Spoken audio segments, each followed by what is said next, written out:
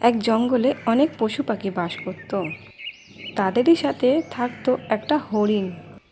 হরিণটা একদিন নদীর ধারে জল খেতে যায়, আর নদীর জলের মধ্যে তার প্রতিচ্ছবি দেখতে পায় আর বলতে থাকে, ও মা, আমায় কি সুন্দর দেখতে! আমার সিংটা কি সুন্দর, যেন মনে হচ্ছে রাজার মুকুট।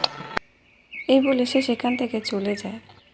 জঙ্গলের মধ্যে দিয়ে যেতে যেতে তার হঠাৎ করে একটা খরগোশের সাথে দেখা হয়। খরগোশকে বলে, দেখো খরগোশ ভাই, আমার সিংগুলো কি সুন্দর, দেখতে কি সুন্দর, তাই না?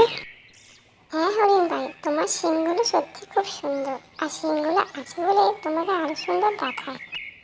এই বলে সে সেখান থেকে চলে যায়। আর রাস্তায় যেতে যেতে তার একটা শেয়ালের সাথে দেখা হয়।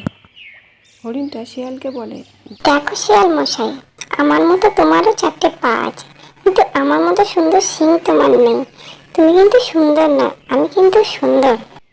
এইভাবেই দিন কাটতে থাকে। একদিন জঙ্গলে হঠাৎ করে শিকারি আসে, আর সেই শিকারি হরিণকে দেখতে পেয়ে যায়। হরিণটা ভয়ে ছুটতে থাকে, ছুটতে ছুটতে হঠাৎ করে তার শিংটা একটা গাছের মধ্যে আটকে যায়। আর সে সেই গাছের ফাঁক থেকে বেরোতে না পাওয়ার ফলে সে শিকারিগুলো তাদের ধরে নেয়। যখন শিকারি তাকে ধরে নিয়ে যাচ্ছিল তখন সে ভাবছিল, আমার এই পাকে নিয়ে আমি কত বাজে কথা বলেছি, এই পাই আজকে আমাকে শিকারীদের কাছ থেকে ছুটতে সাহায্য করলো। আর এই শিং নিয়ে কত গর্ব করতাম, আর এই শিংয়ের জন্য আজকে আমি এই শিকারীদের পাল্লায় পড়ে গেছি।